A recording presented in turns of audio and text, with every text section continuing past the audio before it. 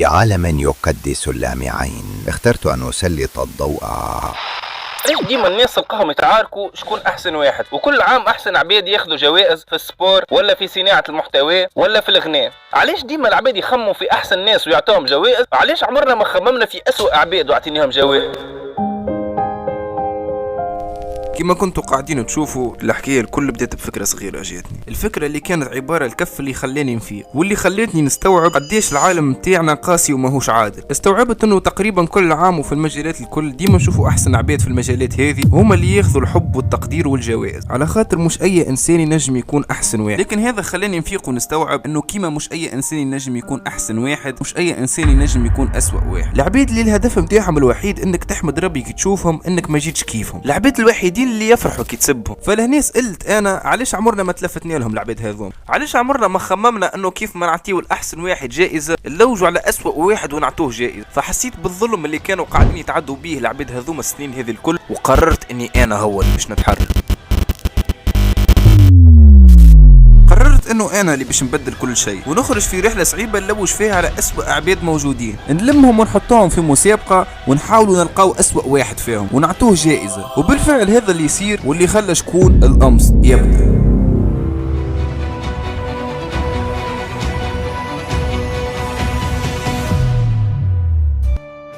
شكون الأمصت هي مسابقة اخترعناها واللي فكرتها بكل اختصار وعلى خاطر فسرناها بالتفصيل في الحلقات اللي فاتوا واللي هبطنا منها حلقتين في الشان. الفكرة باختصار هي ان نجيبوا اسوأ وامصت عباد واللي هبطوا في اسوأ وابس الفيديوهات في الانترنت، نحطوهم في منافسة ونحاولوا نلقاو شكون الاسوأ فيهم، والاسوأ منهم يتعدى ويربح جائزة صغيرة اللي هي براد باش يعمل كيس تي ويخمم في عقله كيفاش باش يبطل ويرتاح الشعب. احنا ديما نشوفوا انجح عباد يعطوهم جوائز باش يشجعوهم يكملوا، احنا العكس نشجعوا فيهم باش يبطلوا، والربح يكون عبر نقاط نعطوها للمتنافسين كل اخر فيديو حسب معايير معينه، واللي يلم نقاط اكثر هو اللي يتعدى، والزوز اللي باش يربحوا من حلقتين باش يتعدوا يلعبوا ضد بعضهم في النهائي على الجائزه الكبرى، وانتم اللي باش تصوتوا في النهائي شكون اللي يستحق الجائزه.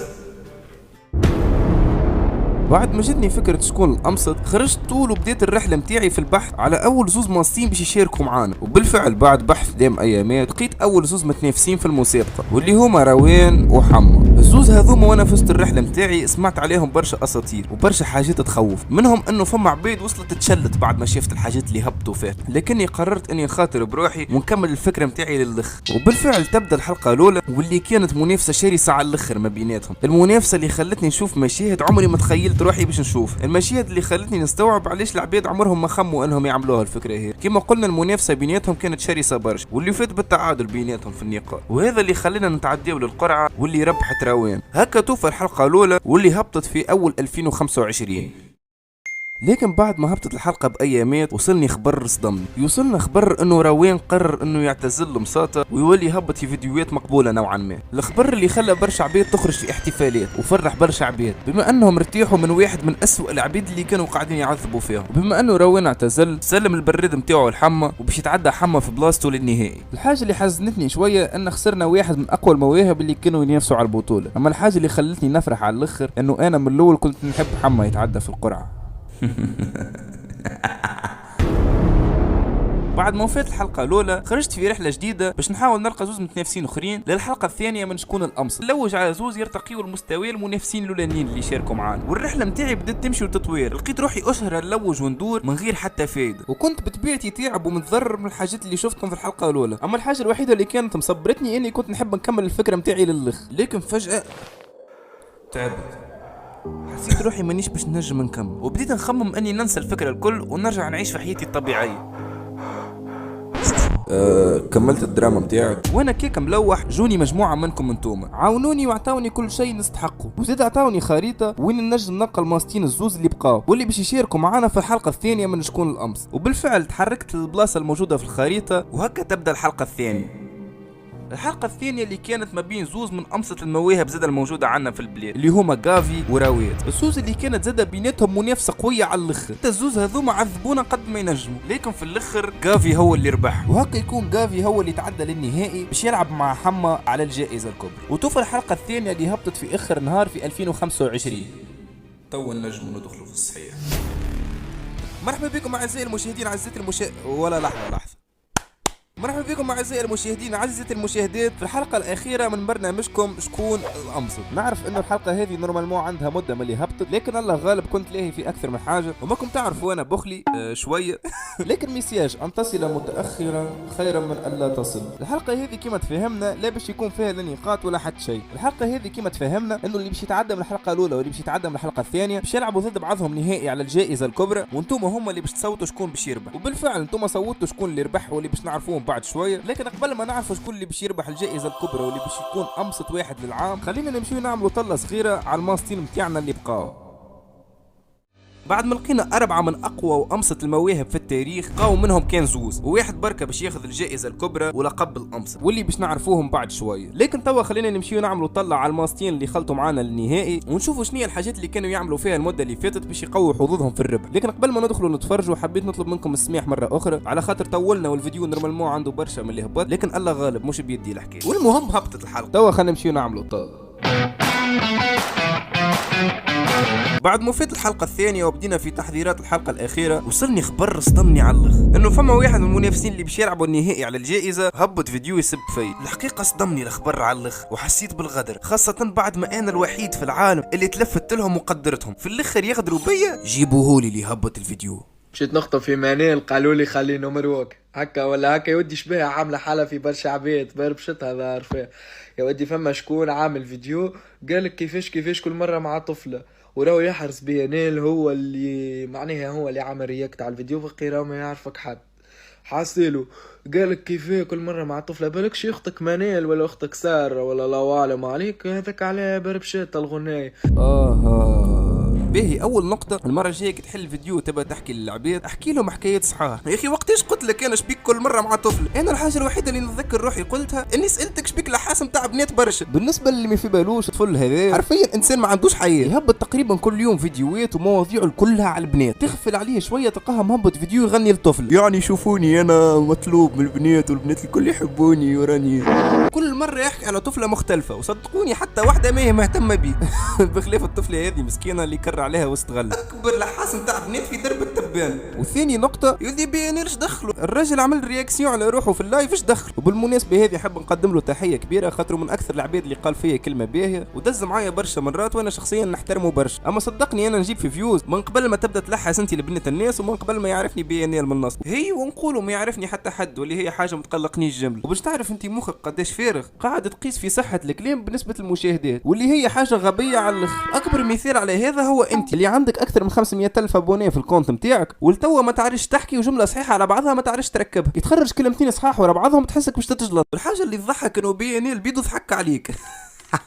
وفخر الفيديو طيش لغه متابع لك شي اختك وكل فازير كم كوا قصف جبهه ومتكلماني ويعرف يحكي حتى عينه بدات ترف وحدها من الفرق. هو انا لما حاله ما عنديش اختي، اما حتى لو كان جا عندي اخت راهي ماخذه راجل مش واحد يبكي في التيك توك. واذا كان خويا انت عادي عندك وتبدا راضيه كي واحد يبدا يغني لك على اختك في التيك توك يبزنس فيها قدام العباد، احنا ما عندناش الشيء هذا عادي اختلاف ثقافات. وحاجه اخرى راهو ما حاجتيش معناها واحد كيفك معناها شلوح باش يعمل عليا فيديو قال لي شنو ما عندوش كونتينيو. علاش انت عندك كونتينيو عالم في الناس ما في بالناش بابا الغالي شنو الكونتينيو نتاعك فاش تعمل انت باش تجي تحكي هكا حما ستوري قال لك ما رجبش من كان الامس هو ولا حما ستوري. علاش ما تحطش روحك انت هك متخبي ورا الاكران؟ ايش بي خويا كياني ماست على شحاتني مالك انت ماست على شحاتك. السبب الوحيد اللي يخليك تكون موجود في الفيديو هو انك ماست ومن كثر مك مبدع في المساطة شاركت في مسابقه فيه وزيد تعارك من الفوق. قلت لك راه ما عندكش كونتينيو ما نعرفش وقتاش قلتها لك الحقيقه انا ما ميسالش راني نمشي معاك يا اخي. الفيديوهات اللي تعمل فيهم هذوكم زاد يتسموا محتوى بجاه ربي لوجوا معايا على المحتوى خاطر مانيش قاعد نشوف فيه باهي ميسالش نمشي معاك لبعيد. فرضنا اللي انت تعمل فيه محتوى اي شنو يتسمى هذا اللي تعمل فيه محتوى التلحيس ولا جنيه. وانا من اكثر الحاجات اللي يمكن تضحكني في حياتي هي كنشوف الجماعه هذوما اللي يحلوا التليفون يصوروا اي حاجه ويهبطوها ويبدا يحكيوا على المحتوى نتاعهم. وشنية علاش ما تحطش روحك انت هاك ما توريش وجهك يديش دخل هذا في هذا. وشوف كيفاش كاتب عامله حاله انت يعني لا يزي ما يعرفش يحكي ويزيد ما يعرفش يكتب ويزيد ماس ويزيد لحاس يديش خليت انت. لا حول ولا قوه. هذه الحبي مانا اسمع لو كانت طوال الدنيا حبي مانا متاعي وحدي ما بعدك عليها حتى وحده انت يا عشق والله ما يستسلمش. انا توقعت على الاقل في المده هذه الكل اللي خليناه فيها، وبعد ما خذاه برد التي اكيد راهو فيق بالحاجات اللي قاعد يعمل فيهم وحاول يتطور، والا على الاقل راهو قعد لحاس اما تطورت الاساليب نتاعو شويه. ولا كان خلطت يا خويا وبقى كيف ما هو، على الاقل يجيب كبشه بنات جدد يلحسله. لكن تفرج حرفيا نفس الفيديوهات اللي كان يعمل فيهم شهرين وثلاثه واربعه التالي نفسهم هما اللي يعمل فيهم اليوم. حرفيا انسان ما فما منه حتى فايد، حتى حركات الوجه مزيلو نفسه. تفرج مد علينا شويرب ويتلوى ودرا كيفاش يعمل. كان جد طفل حكيت الكلام اللي قلته وانا راه هبط فيديو وهو يبكي من الفرح. لحاس كبير واعطيته فرصه باش يربح خضرني. بالله يخدموا لنا حاجه اخرى. باهي توا باش نمشيو نعملو طلة على حمد، واللي ورانا في الحلقة الأولى مشاهد من أسوأ المشاهد اللي تنجم تشوفها في حياتك، لكن في الآخر القرعة حرمته من إنه هو يتعدى، ومن بعد أنتم تعرفوا شنو هي كمالة القصة وكيفاش وصل معنا للنهائي. وكانت فما عباد بعد ما هبطت الحلقة الأولى طالب بإنه هو يتعدى للنهائي. صحيح المنافس نتاعو كان يهبط في فيديوهات رزينة على الآخر واللي عذبتنا الناس الكل، واللي ما كان عنده حتى منافس في المساطة في الوقت هذا، لكنه ما نجمش يقدم مشاهد بقوة المشاهد اللي قدم فيها محمد، وما كان عنده حتى منافس في المشاهد عذيبية اللي قدم فيها. هذاك علاش انا توا ماذا بيا ما عاودش نتفرج في فيديوهاته، لكن الله غالب لازمنا نعملوا طله صغيره على الاقل. فتوا هاني باش ننزل على الفلسه باش نخدم الفيديو وربي يستر. وهو من توا مانيش مسؤول من بعد على اي حاجه باش تظهر يعني.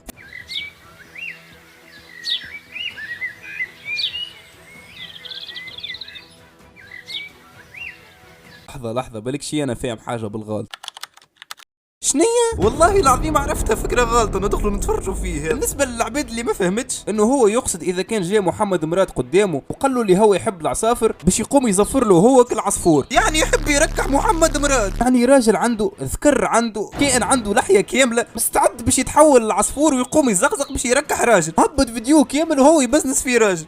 يا ربي يعطوني حاجة اسوأ من هكا نجم نشوفها يعني. والله من اللي ريته في الحلقة الاولى عرفتها الحكاية باش توصل للمرحلة هذه، بل كنت شاكك فيه، كان عندي شك وما عادش نستحق باش نشك، هو بيدو قاعد يثبت لي في كلامي. حاولت حتى المره هذه نصفي معاه النيه، ما حبيتش تخدم النيه نتاعي معاه، دي خرجت من البيت ظهر لي.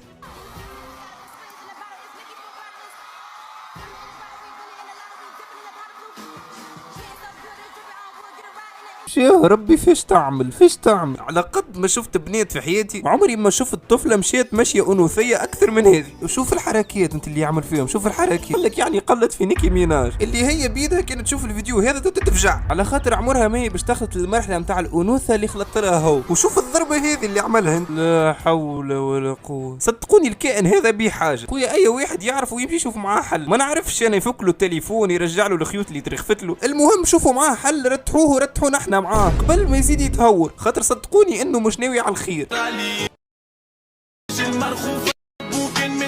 عارفوا نهار اليوم مش يتعدى على خير، عارفوا انا. شنية قال لك رجال مرخوفه تحب من تي ولا شنية ومصور لنا ظهره؟ تقصد اللي انت المرخوف اللي تحب من تي ولا تحب انت اليوم؟ يلدي تحرش الكتروني هذا راه دي لازمنا نمشي نشكيو بيه الكائن هذا. والمشكله انه ماشي ويتطور. في الفيديو الاول كان الحركات اللي يعمل فيهم اقل ببرش. تفرج تو انت ليش باش تقولش باش تحكي معاه هذيا نتاع يا وتطور وكمل هذا ولا هي ولا ما عادش فيهم شيء. انا باهي انا توا باش نهدى وباش نقص من العياط ومانيش باش نضرب حتى شيء قدامي في البيرو. راني قلت لكم من الاول انه راهي فكره خايبه انه نحلو نتفرجوا في فيديوهاتهم هذوم. واحد فيهم لقيته مهبط فيديو هاجم عليا وغدرني والاخر هاو قال لك رجال مرخوفه ولا شني. فلذا توا قص عليا يرحم والديكم قبل ما تاكل بعضها. خلينا نتعداو واعطيو الجائزه لشكون تحبوا وخل نروحوا الناس الكل لاباس. ترني كان نزيد نتفرج في حاجه اخرى راني باش.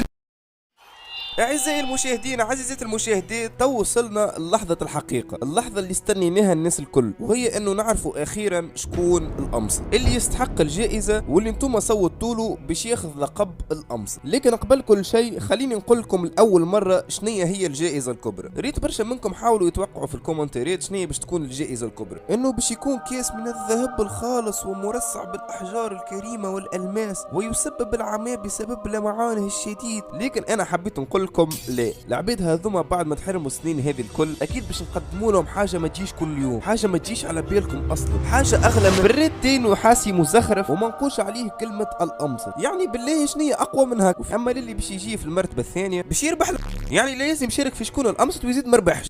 بيا توا سيب علينا من هذا الكل وخلينا ندخلوا في الصحيح. فائز معانا اليوم بالجائزه وبلقب امصر واحد في تونس للعام واللي حارب لاخر لحظه واللي ربح بنسبه 52% هو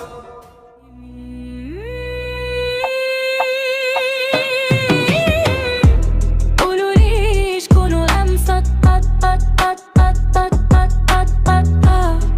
لي